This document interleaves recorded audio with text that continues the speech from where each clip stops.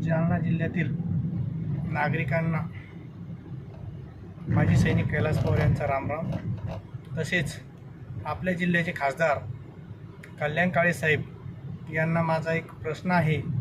आपण जालना जिल्हा खासदारपदी निवडून येऊन आपल्याला तब्बल 13 महिने होऊ लागले। आपण जालना जिल्हा या ठिकाणी काय कार्य केले आहे हे आपण जर मला सांगितलं आणि आपलं कार्य जर चांगलं असेल तर मी खरंच आपला भव्य असा सत्कार करीन।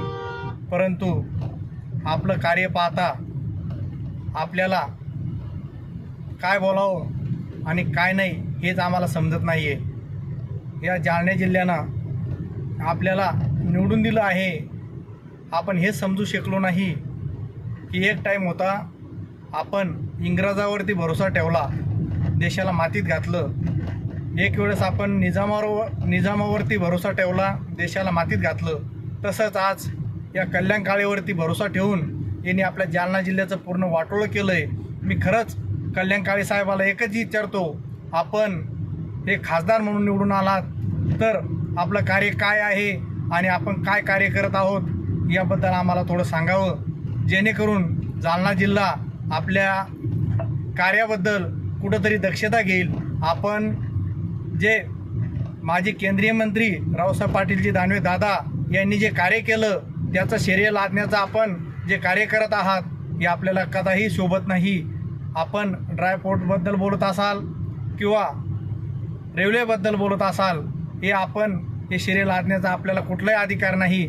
आपण जर कुठलं नवीन कार्य केलं ते आम्हाला सांगा, आम्ही शोकाने स्टेटस ठेवू आणि पूर्ण राज्याला ओरडून सांगू आमच्या खासदारांनी चांगलं कार्य केलं। धन्यवाद साहेब। आपण आम्हाला एकच सांगा, आपण जालना जिल्ह्याचे आहात किंवा संभाजीनगरचे आहात, आम्हाला हेच कळत नाही। आपण राहायला संभाजीनगरला आहात व पद जालना जिल्ह्याचं घेतलं आणि कार्य हे पाकिस्तानच्या खासदारासारखं करत आहात, हे आपल्याला शोभत नाही। त्यामुळं हात जोडून विनंती आहे, आपण आपलं कार्य चांगलं करावं आणि जालना जिल्ह्याच्या नागरिकांना कुठंतरी आपली जाण असू द्या, यासाठी मी आपणास विनंती करत आहे की आपण आपलं कार्य हे चांगलं करा आणि दुसऱ्यांनी केलेल्या कार्याचं श्रेय घेण्याचा प्रयत्न करू नये। धन्यवाद।